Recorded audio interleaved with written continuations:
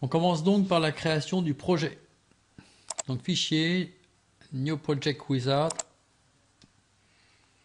Donc ce projet, on va l'appeler compteur seconde, au pluriel. On va le mettre dans le dossier VHDL. En tout cas, le projet dans lequel vous avez l'habitude de travailler.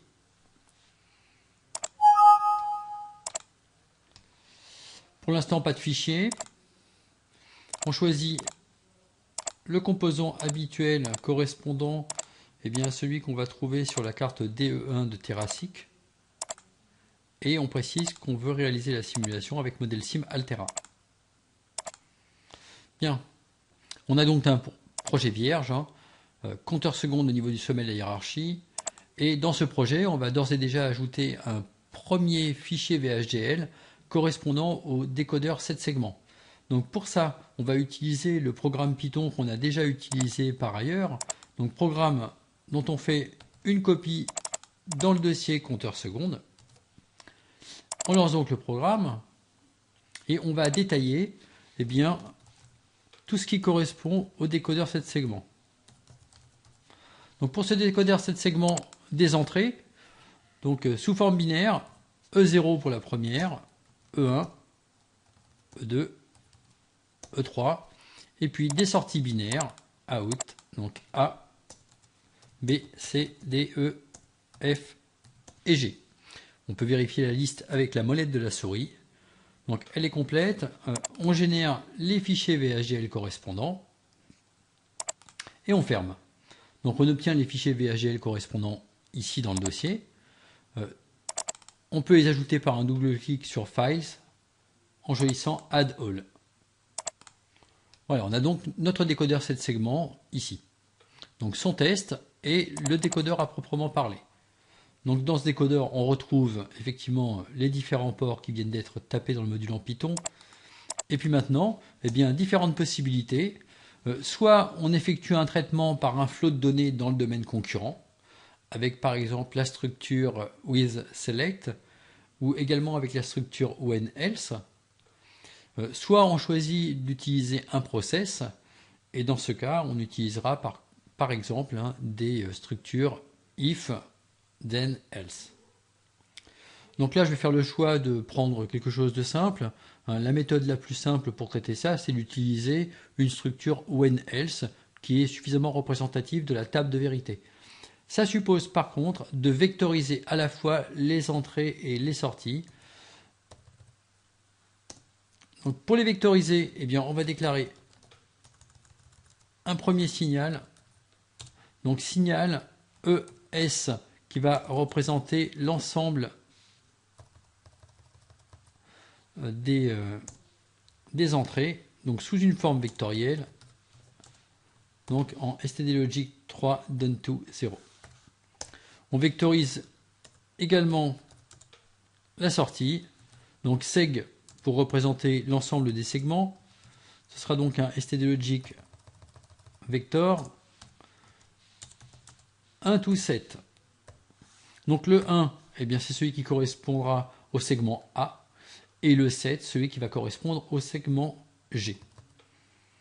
Donc ici maintenant, on va vectoriser les entrées. Donc la vectorisation des entrées, elle consiste à réaliser une concaténation des différentes entrées, donc E3 et E2, donc concaténé à E1, concaténé à E0. Suivant la même idée, on peut faire quelque chose qu'on pourrait appeler une dévectorisation. Alors c'est pas français, mais ça dit ce qu'on veut réaliser. Donc dévectorisation des sorties, ça veut dire que je vais venir avec A, piocher dans le vecteur de sortie de mon système. Et comme ça, on effectue la même chose pour BCDEFG. Et ensuite, on va pouvoir traduire la table de vérité.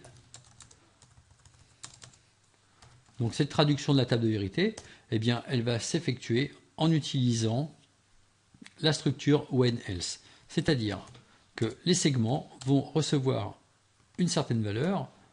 Donc là, il s'agit dans le premier cas d'effectuer le décodage de la valeur 0. Donc pour la valeur 0, on a les 6 premiers segments qui sont allumés et le segment central correspondant au G qui est éteint. Donc ça, eh bien, c'est dans le cas où on aura les entrées ES égales à 0. Et puis ainsi de suite, hein. On fait donc les différents cas de figure. Donc là, le 1, quand ES égale 1. À noter une différence par rapport à ce qui a été fait sur la ligne précédente. Eh bien pour le 1, on peut directement noter ici la valeur en décimale. Ça provient du fait que dans les bibliothèques présentes ici, hein, dans les packages qui ont été choisis, eh bien, il y a la possibilité de faire une affectation ou un test d'égalité entre un std logic vector et une valeur décimale. Et comme ça, on va faire absolument tous les chiffres allant de 0 à 9. Et puis ensuite, eh bien, on prévoit un dernier cas de figure qui va être le cas par défaut. Alors moi, je choisis par exemple d'allumer uniquement le segment central pour les autres valeurs qui n'ont pas été prévues. Donc voilà, on a terminé la description de cette table de vérité limitée aux chiffres allant de 0 à 9. Alors, on peut enregistrer le travail. Et on va maintenant pouvoir compiler pour voir s'il y a des erreurs ou pas. Alors, préalablement à l'étape de compilation, on doit ici vérifier quel est le sommet de la hiérarchie. Actuellement, c'est le compteur seconde. Nous, ce qu'on souhaite tester, c'est le décodeur 7 segments. On va donc le hisser en sommet de hiérarchie pour l'instant. Et pour ça, on effectue un clic droit sur décodeur 7 segments et on le place en sommet de hiérarchie. Et là maintenant, j'effectue donc la compilation du projet. Bien, donc cette compilation se termine par un certain nombre de warnings que je passe sous silence pour le moment. L'enjeu maintenant, ça va être de simuler le projet. Donc la simulation, elle va utiliser le test bench qui a été généré par le programme en Python. Ce test bench propose d'attaquer E0 avec un signal d'horloge à la période de 10 nanosecondes. Ensuite E1 avec une période de 20 nanosecondes. E2 avec une période de 40 et E3 avec une période de 80 nanosecondes. Donc pour réaliser la simulation, on a besoin de configurer le logiciel, cela a déjà été vu. Donc pour rappel, on va donc dans Assignments, Settings, on choisit l'onglet Simulation, on vérifie qu'on a un modèle Simaltera comme simulateur, qu'on simule du VHDL. On ajoute ici un banc de test. Donc ce banc de test va donc s'appeler test décodeur 7 segments. Donc ce qui est important, c'est d'avoir ici marqué test décodeur 7 segments qui correspond à l'entité du fichier de test. Ici, à la limite, on peut taper un autre nom. Ensuite, on précise que c'est l'entité I1 qui va être testée. C'est l'instance I1 qui est testée. On peut préciser une durée de simulation. On a vu que le signal le plus lent, c'était E3, qu'il avait une période de 80 nanosecondes. Donc si on veut simuler sur un petit peu plus de 2 périodes la plus lente, on va pouvoir mettre par exemple un peu plus de 160, ici 200 nanosecondes. On ajoute le fichier de test correspondant, le test décodeur 7 segments, et on valide. On sélectionne bien le décodeur 7 segments pour la simulation. Simulation qu'on peut lancer dans la foulée.